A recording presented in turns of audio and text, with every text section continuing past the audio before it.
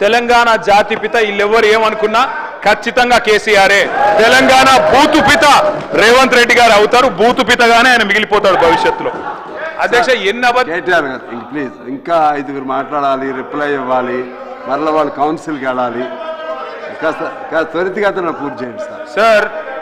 Sir మీరు పెద్దలు మీరంటే గౌరవం. రామశ్వరరావు గారు మీరంటే గౌరవం.